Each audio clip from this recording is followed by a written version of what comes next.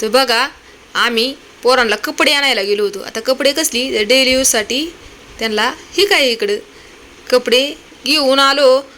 आणि माझ्या पहिलं आणि पोरांच्या पहिलं ह्यांना मरणाची गाय आहे. काय काय घेतलंय ते बघण्याची. हे बघा इकडं पायपुसणे आहे. तर हे पायपुसण्यासाठी नाही आणले बरं का, बसायला आणलेले आहेत शौर्य आर्याला. कारण फरची लय गार आहे ना, थंड पडते. आता गारठ्याची पाऊस पडला फरची लय थंड पडते. मग सारखी चटई हातरायला लागत या, त्यामुळं म्हणलं हे चांगलं आहे आपलं बसायला म्हणून साठी घेतल्या.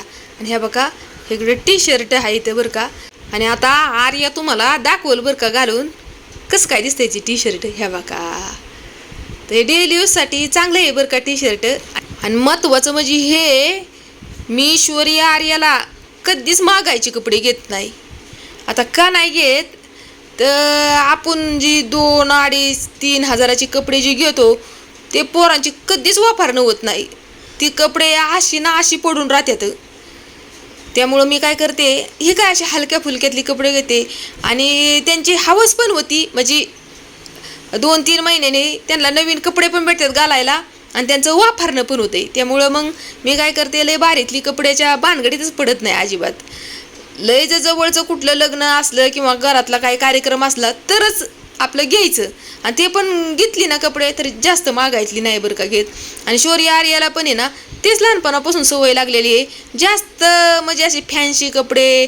आणि आर्याला पण बरं का असं झगमग असलं घालण्याची त्यांना आर्याला पण अजिबात. मुलींना तर किती आवड असते असं असं म्हणजे शॉर्ट घालण्याचं, हाफ घालण्याचं. असे भारी भारी फ्रॉकी निघालेले आहेत ते घालण्याचं लहान मुलींना लईच आवड असतात ना. तसं आर्याला बरं का एवढं आवडत नाही ह्याच्यासाठी. कारण लहानपणापासून मी तिला असेच कपडे साधे सिंपल जे जसं की आपण लहानपणापासून जे पोशाख घालतो ना तेच मुलांना आवड असते. तशीच आर्या शौर्याला बरं का ह्याचा आवडतात बरं का. जे माझ्या आवड असते तेच त्यांना आवडते. तर ह्या बघा आता हा जे व्हिडिओ आहे हा दुसऱ्या दिवसाचा आहे. तर बघा हे दुसरा दिवस उजाडला आणि हे काय माझी स्वयंपाकाची तयारी झाली पण. आणि हे काय ह्यांचा डबा पण भरून देते. तर बघा मी आज डब्याला काय बनवलेलं आहे तर पनीरची भाजी बनवलेली आहे बरं का. आणि पनीरची भाजी, चपाती आणि भात असं बनवलेलं आहे ह्यांच्या डब्याला आज. आणि ज्या पण वेळेस ही पनीरची भाजी ह्यांनी खाल्लेली आहे ना तर हे काय म्हणलं की परत बनव अशीच पनीरची भाजी. आणि ही पनीरची भाजी कशी काय बनवली माहिती आहे का मी, आपल्या घरात जे मटेरियल आहे ना त्याच्यामध्येच बनवलेली आहे. फक्त पनीर जी आहे ना ती विकत आणलेलं आहे. बाकीचे घरातल्या मटेरियलमध्येच एकदम भारी टेस्टी अशी हॉटेलसारखी भाजी होती. आणि माझं कसं आहे माहिती आहे का, जर घरातल्यांना असं बाहेरचं काय खाऊ वाटलं ना म्हणजे हॉटेलमधलं तर मग मी काय म्हणते ह्यांना की तुम्ही मला मटेरियल आणून द्या, मी तुम्हाला हॉटेलपेक्षा टेस्टी भाजी करून दाखवते.